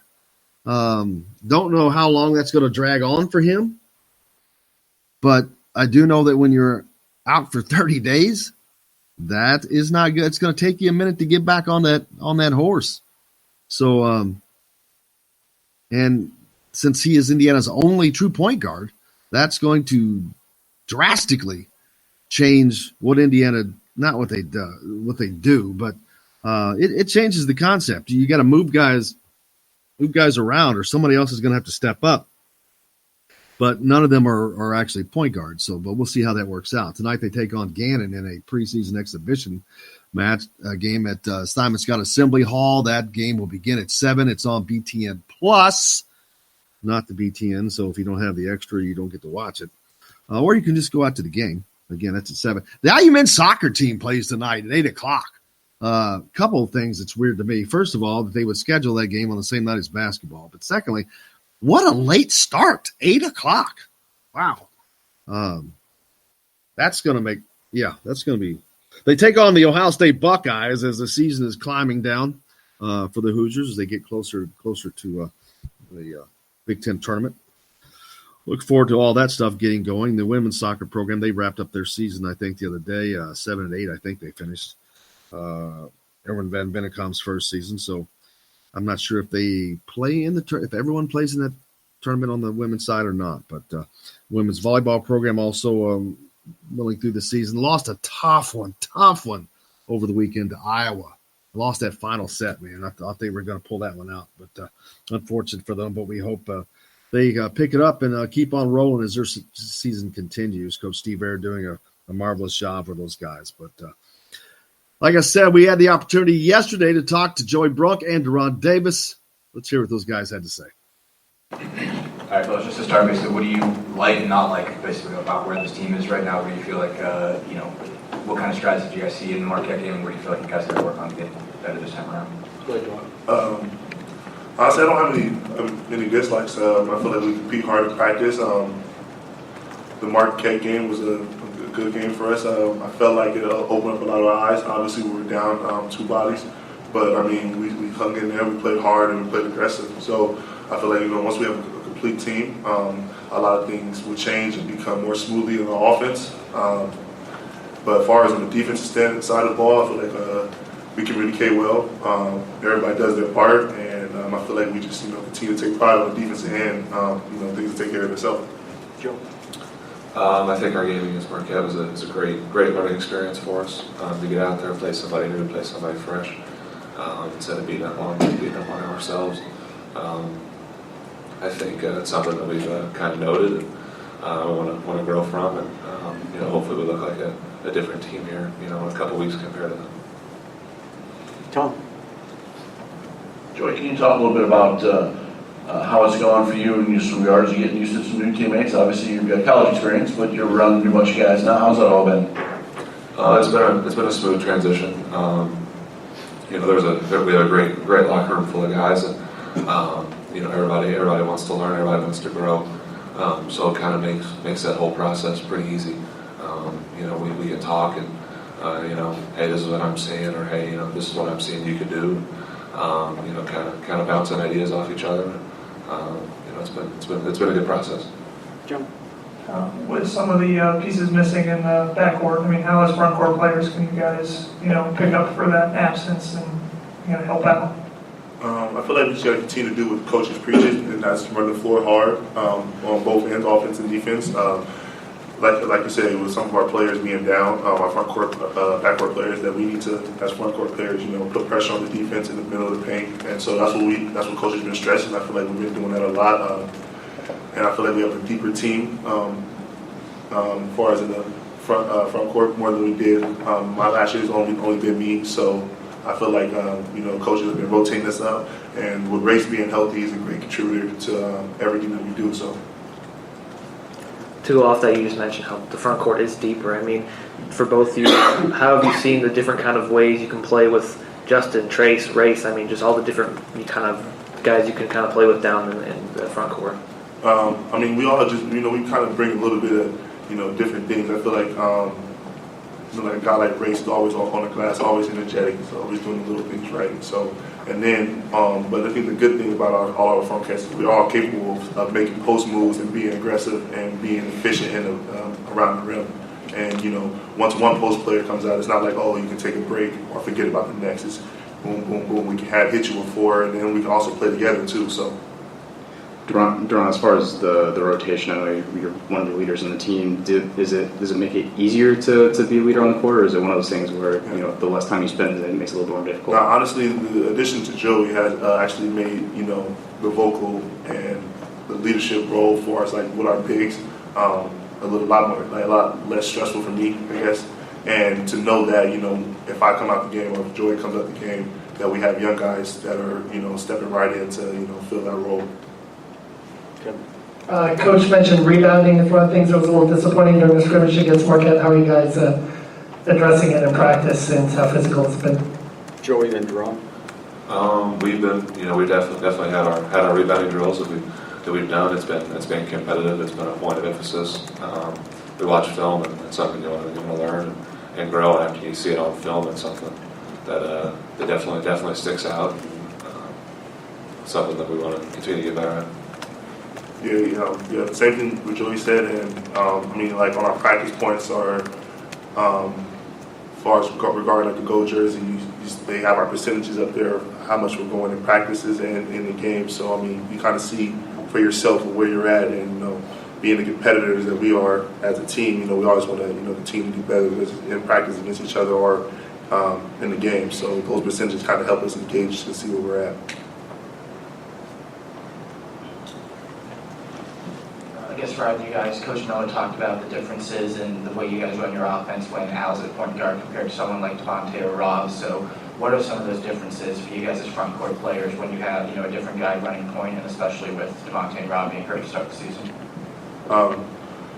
In my opinion, I feel like I really don't know like the strategies we took behind what Coach is doing for that, but I know for me being a big that is pretty aggressive down low and likes to pass at the same time, I know that if I have Devontae at the 2, he's going to be, on the wing and, ready to shoot. So just depending on who's in that spot. And I know if a guy like Rob or Al's at the 2, then, we also have a spot of shooter, but we also have that motion to continue the offense. You know what I mean? Just because, like a guy like Rob is not as aggressive as a Devontae as far as, shooting the ball and things like that. So. This is kind of for both of you guys. Joey, if you could give me your take on what has impressed you the most about Deron in the fall, and Deron, if you can do the same thing, give me your take. What's impressed you the most about Joey this fall?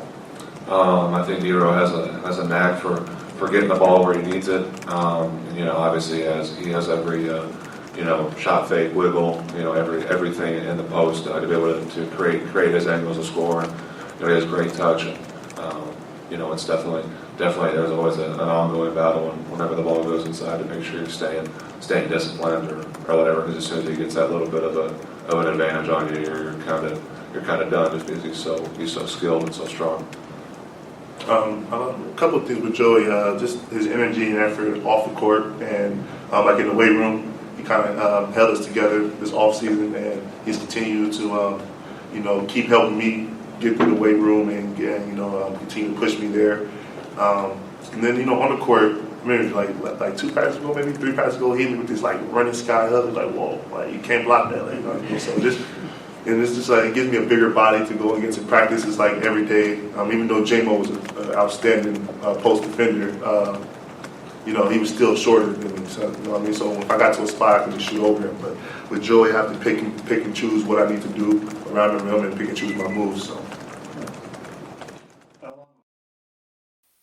There was Deron Davis and Joey Brunk. They met with the media yesterday. We had the opportunity to talk to those guys as they take on Gannon tonight. A lot going to be expected from the front court with 2/3 of the backcourt out on injuries. Devontae Green and Rob Finney will not be playing. Devontae dealing with a hamstring issue, and Rob Finney, a lower abdomen issue. It's kept him out of action for a month. So hopefully he can get better, or both of them can get better, and they can kind of give that team a little cohesion. We spoke with Archie yesterday as well. You heard a little bit of that earlier. We're going to play a little bit more for you, and here's what Archie had to say. I'm happy with this group. We've worked very, very hard. Like every team, trying to put things together and trying to mold certain guys to get better every week. We've been very receptive, and guys have had a great attitude. Like every team, you deal with some bumps along the way, and we're no different than that. And here early in the part of the season, we've been battling the injury bug a little bit, and we're knocking on wood. Hopefully not too serious as we continue to pursue our non-conference, but it's given some guys the opportunity to get a lot of reps, and I think some guys have stepped up a little bit. So hopefully today we can put a good practice together and keep building. And tomorrow we have an opportunity against Gannon, and that'll be our last opportunity to sort of really evaluate ourselves without a win and a loss in the record book. So all things being said, we're sort of ready to get going. Okay, Zach, first question. Kind of talking about injuries, we didn't see Rob or Devontae do the scrimmage for Hoosier Hysteria. Do you expect them tomorrow night? Will they play? Will they be on any kind of limit or any kind of? I don't think we'll see either Rob or Devontae here. Tomorrow. We're hopeful that those guys can keep progressing. Devontae's sort of been on a wave of out, then back a little bit, now out again. He's dealing with a hamstring that's, hamstrings are delicate, and we want to make sure that we're putting him in a situation where he's confident. Rob really hasn't been a part of anything that we've done here in October, and to ask him to play tomorrow night would be sort of, I would think, unfair a little bit, but hopefully he's getting closer to getting back to work with us full go. And both guys are very, very important to what we're doing. So, erring on the side of caution here, in October is the smart thing to do. But, we'll have some other guys, hopefully that will have the ability to step in and get some minutes, and that's always important as well. Just that kind of play off that first time. What is Rob dealing with exactly, number one? And number two, how have you guys made the backcourt work if those were two guys you were expecting to start at those positions? Yeah, Rob has been dealing with a lower abdominal injury. It's a delicate thing. It's something that's not very common.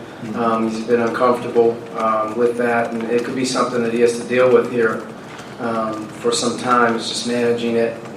So we're like I said, we're erring on the side of caution, and we want him to be in the best position that he can when he does start to get back, that he feels as good as he can. And hopefully today will be a step in the right direction with him doing a little bit more with us. But both guys, like I said before, very, very important. They log a ton of minutes. They handle the ball quite a bit for us, and their experience in big games. So, I think it goes without saying that they're both vital to what we're doing. But we haven't really had them in practice, not together at all, and we haven't had them here in October very much. So, like I said, we've been kind of rolling with what we have. We have some guys playing, I would say multiple positions right now out of necessity. So we're getting a chance to kind of tinker with some things. But as we go into tomorrow night, and we'll have another week after that, before we get kicked off. So we'll hopefully get more information as we keep going. Good.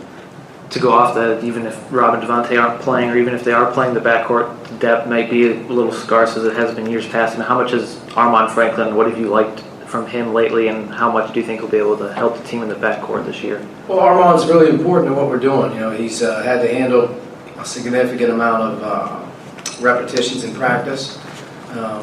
He's dealt with his own ankle and some illness here early, but he's doing a good job. Armand's ahead of schedule in terms of his learning curve. He's a smart guy.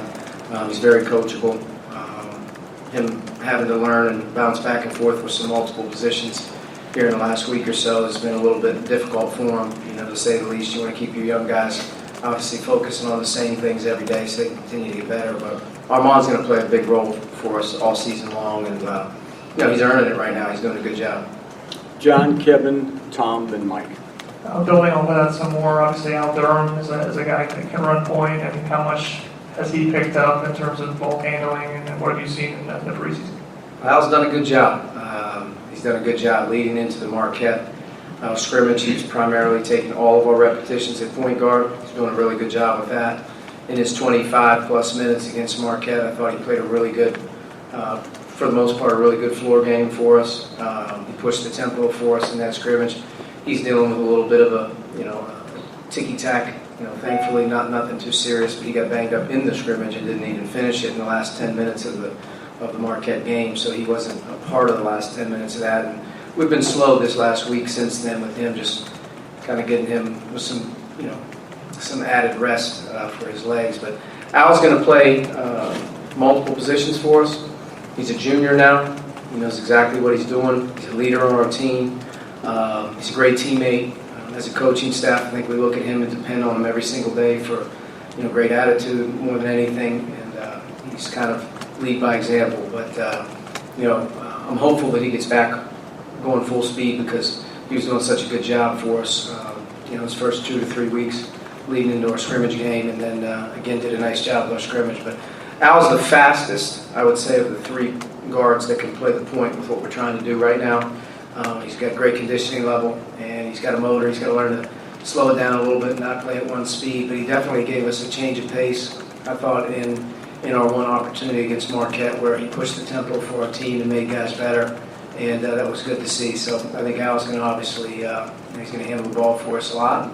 He's going to do what we ask him to do. And again, I can't say enough about how important those 3 guys are to our overall team. Yep. How is Jerome Hunter progressing, and how much are we going to see of him tomorrow, particularly with the injuries, opportunity for him to kind of play multiple positions? Jerome's done a good job. He's practiced every single day.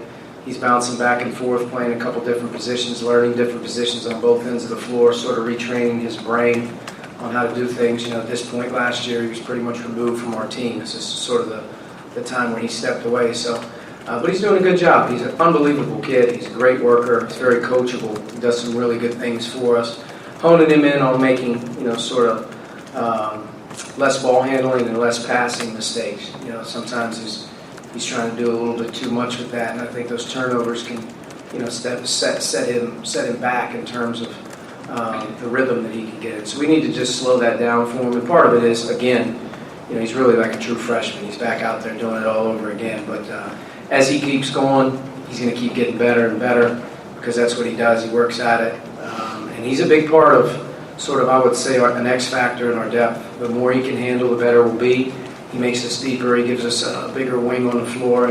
And obviously, his shooting ability is something that was greatly missed. And, as he's sort of gotten back into the flow of things with our team, he's another guy that can make some shots for us and score. He's wired to do that a little bit. So.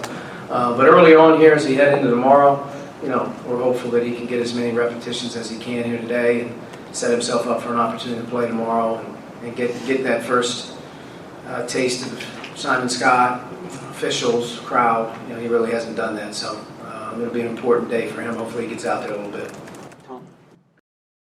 Coach Archie Miller, Indiana's basketball coach, meeting with the media yesterday as they prepare to take on Gannon tonight from Erie, Pennsylvania in an exhibition, their lone exhibition match. That's at 7 p.m. at Simon Scott Assembly Hall to be on the BTN Plus if you're not making the trip to the game.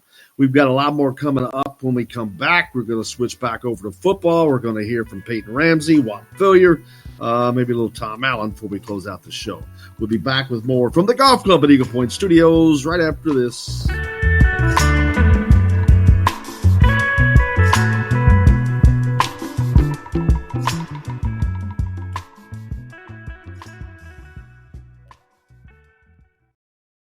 Hello, everybody. Jim Coyle from Indiana Sports Beat. When I'm not covering the Hoosiers, you can find me at Bubba's 33 in Clarksville, located on the northeast corner of I-65 at Veterans Parkway. Bubba's 33 has hand-tossed pizzas, bold burgers, and ice-cold beer from a select list of local craft brewers.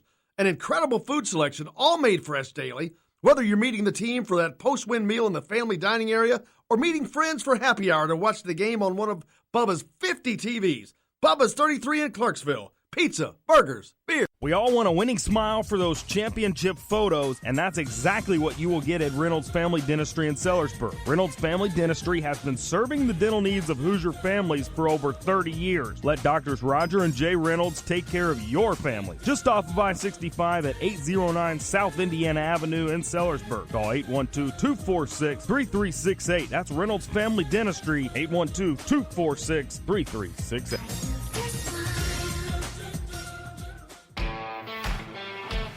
Now that warm weather has arrived, it's time to hit the links, and there's no better place than the Golf Club at Eagle Point in Bloomington. Voted best golf course by the readers of the Bloomington Herald-Times, the Golf Club at Eagle Point is under new ownership, has new fairways and bunkers, and it's open to the public. When the round's over, there's cold beer and a full menu at the Eagle Point Pub and Bistro. Call 812-824-1100 to make it tea time. That's 812-824-1100. The Golf Club at Eagle Point in Bloomington. This is AJ Moye. This is Dan Dockett. Hey, this is Michael Lord, former Indiana basketball player. This is Indiana football coach Tom Allen. This is Jim Coyle with Indiana Sports Beat. You can always like and follow us on Facebook. Always follow the show rebroadcast on iTunes, Google Play, iHeartRadio, Spotify. TheDailyHoosier.com is a great place to sign up for each and every day, or, of course, on 97.7 The Ref in Evansville. For the best recycling and waste removal service, turn to the area's leader, Sweetland Waste Removal and Recycling, a homegrown company serving southern Indiana since 1995. Sweetland Waste Removal and Recycling serves Floyd, Clark, Harrison, and Washington counties. For excellent service and peace of mind, call Sweetland Waste Removal and Recycling today at 812-944-5642. That's 812-944-5642. Keep life sweet with Sweetland Waste Removal and Recycling. I'm Rain Shaddy, and I'm a Hoosier. As a toddler, you could always find me running around in a cream and crimson onesie and a red IU hat reminiscent of those worn during the world-famous William Tell timeout, shouting, "Go Hoosiers!" Like many other alum, I chose to make Bloomington my home. As a civic and alumni leader, I have become very knowledgeable about our community and would love to share my insights with you as your realtor. Find me on Facebook or call or text me, Ryan Shaddy, with FC Tucker Bloomington Realtors at 765-623-9093. This is James Blackman Jr., former Indiana Hoosier. Make sure you're keeping up with the Hoosiers on Indiana Sports Beat.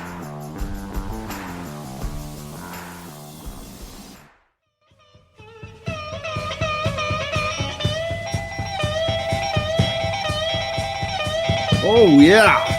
Chronic Tuesday. Chronic Hoosier was with us earlier. Thanks a lot for joining us here on Indiana Sports Beat, Tuesday, October 29. Coming to you from the Golf Club at Eagle Point Studios. Man, it's been a great show. Nick Baumgart from Indiana Rivals, thehoosier.com, was with us. We talked a lot of basketball. We just heard from Archie Miller. We've heard from Deron Davis, Joey Brunk. Talk a little football now as Indiana heads into a Saturday night contest with Northwestern, last year's Western Division champion. This year, things have not gone as planned for Coach Fitzpatrick and the Northwestern Wildcats. They are 1-6 or 1-7. Man, not a good year for them. But they're not a 1-7 looking team. So this is not Rutgers coming in, I assure you, and it's not Maryland coming in. But so this is probably going to be another game that is, I don't know. I think offensively Northwestern is really lacking, and defensively, I've only seen one team really handle Indiana this year, and that's Ohio State. So I have no concerns offensively about Indiana, and that's. And fortunately for Indiana, I don't care who the quarterback is.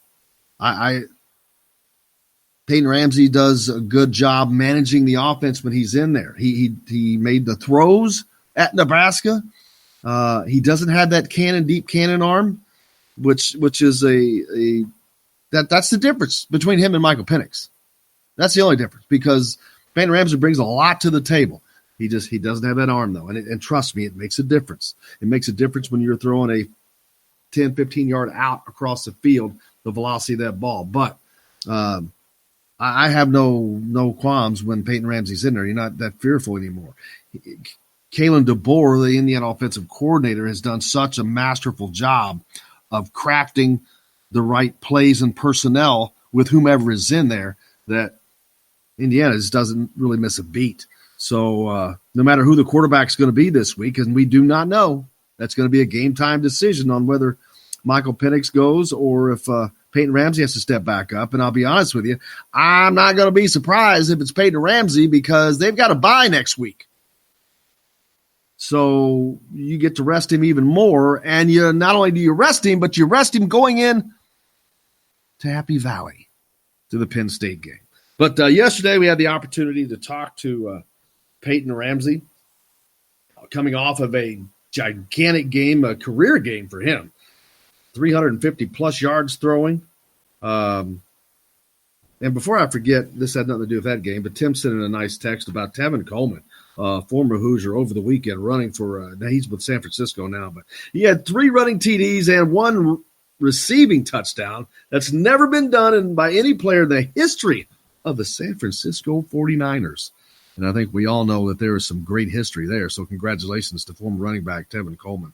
You know what? Before I get to IU player sound as well, Jake, I sent you a piece that Urban Meyer, yesterday on the BTN, Urban Meyer was talking to, I think it may have been Rick Pizzo. Jake, you have that? And they were talking about Indiana because there's a lot of talk about Indiana. Earlier in the show, I said that, man, a lot of Indiana's getting a lot of talk right now in football, and that doesn't happen a lot. But this was Urban Meyer, the former Ohio State, Florida coach, on the BTN yesterday.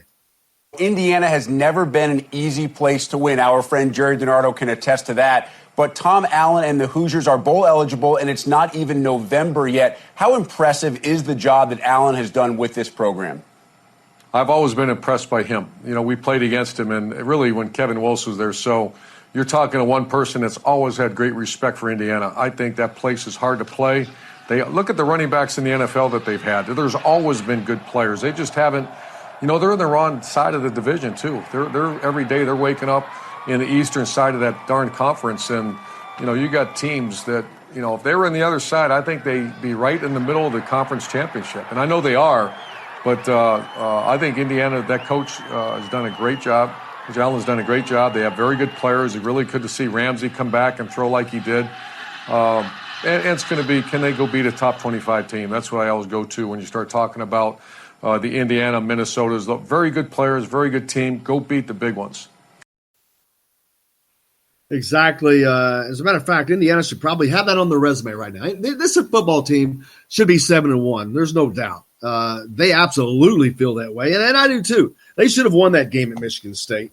It didn't go their way. They couldn't get stops at the end of both halves, and it cost them that game. But this team could easily be 7-1 right now, as nuts as that sounds. But absolutely. But that was Urban Meyer. He's now with Fox/BTN. Fox owns BTN now. He was commenting on that yesterday. But a lot of talk about the Indiana football program in a positive way. So that's a great thing. We're talking about what bowl they may end up in. I'm thinking they're going to end up in Florida, man. It's the big conversation yesterday. They've got to take care of business. But they should win this week, which would put them at 7 wins. I think they beat Purdue on the road. That's 8 wins. That leaves Penn State and Michigan. Now, I'm not expecting Indiana to win out. I'm not saying they can't. Who knows what they can do, but I'm expecting them to beat Northwestern. I'm expecting them to beat Purdue at Purdue. Michigan, I would certainly like to see that upset that we have seen them get so close to in the last couple of years. Michigan sure looked good against Notre Dame the other night for the first time this season offensively. But that was also a rainstorm, so I'm not sure how much to put into that. We'll certainly find out. But we also had the opportunity to talk to Peyton Ramsey yesterday, so let's hear what the man of the hour had to say. How do you feel like you've improved, I guess, this season as opposed to the last couple of years? I would say, the biggest thing that has changed is just my understanding of conceptual football and where the ball is supposed to go.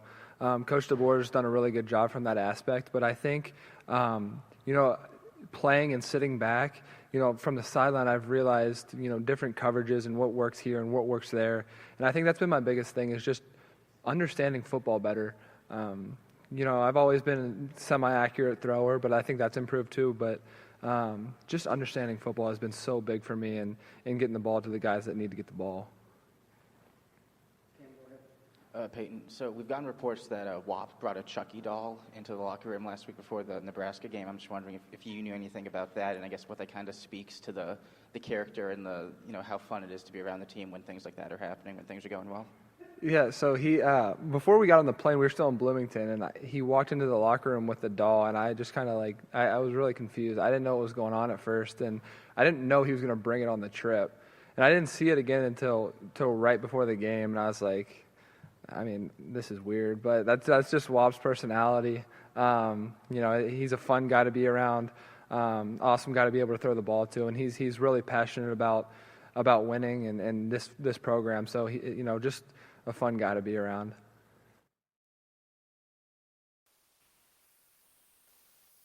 Peyton Ramsey talking about a lot of things, talking about his improvement over football and all that. And I'll tell you what, he made at the end of the game where he ran for that first down to seal the win. Talking to him in the post game, he talked about Whop Philyor being open and possibly being able to hit him on the pass, but he knew if he ran the ball, he could get the first down maybe and keep the clock running, and he made that decision in that split second. That is a mind, and Jake said in the break that he's going to be a coach, and he's right. He's got a coach's mind.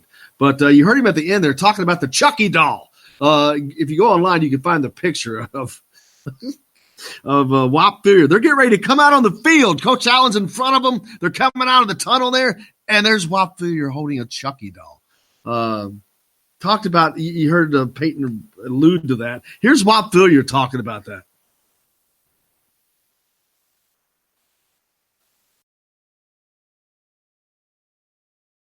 Well, Whop, a 7-point road win for the Hoosiers as you go to Lincoln.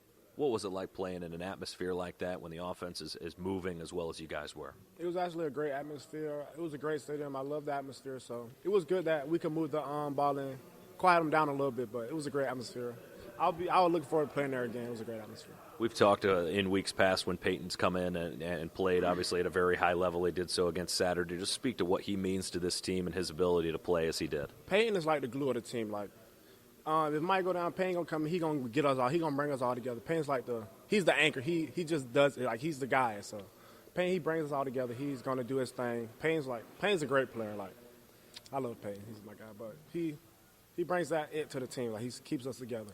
2 straight road wins, 6 wins overall. Obviously, you mentioned to the media after the ball game that the scene afterwards, it was a little bit of chaotic. It was chaos for this team. How do you now flip the script and keep the confidence level high as you come back home, play under the lights as Northwestern comes to town? Last week was last week, so we're just we got Northwestern. Northwestern's coming to Bloomington, so that's our main focus right now. So got to get the job done. There's Whop Philyor. Whop had a big day, 14 catches, 178 yards. He is the only player in FBS football right now with 3 double-digit reception games. Only player. Got 4 games left, too. They're going to start eyeballing him up. But, man, what a show it has been today. Chucky Dolls, Chronic Hoosier, Nick Baumgart. We should have saved this for the Halloween show. Man. Halloween's only 2 days away. Hey, you going to dress up for the Halloween show? Probably not. Yeah. That's funny. Yeah, let's do a dress up for radio. That'd be great. That would be great. Hey, man, what a big show we had today. Like I said, Chronic Hoosier was on board. Nick Baumgart from Indiana Rivals, thehoosier.com. We talked a lot of Indiana basketball, a lot of Indiana football. We heard from Peyton Ramsey. We heard from Whop Philyor. Heard from Archie Miller, heard from Deron Davis and Joey Brunk, Urban Meyer, even Scott Frost. Man, this is that's going to be hard to get into the show description. That was a lot. We got a lot coming up tomorrow, of course. Matt Weaver, the Dream Weaver, will join us. We'll talk a little bit more football, and I think I've got Gary Parrish with CBS Sports scheduled tomorrow too. I've got to go back and look at my calendar, so hopefully that is the case. And then Thursday, of course, we'll have the Sports Beat Reporter segment back, and then Friday is always the Top Father Friday. So we got a lot, man. We got a lot to get to. Of course, we'll be reporting from tonight's game against Gannon. We'll be out there at the Simon Scott Assembly Hall. We'll have more sound from Indiana basketball tomorrow. We'll hear from Archie and whatever players they make available to us. But thanks a lot to everybody for joining us on the program today. We always appreciate it.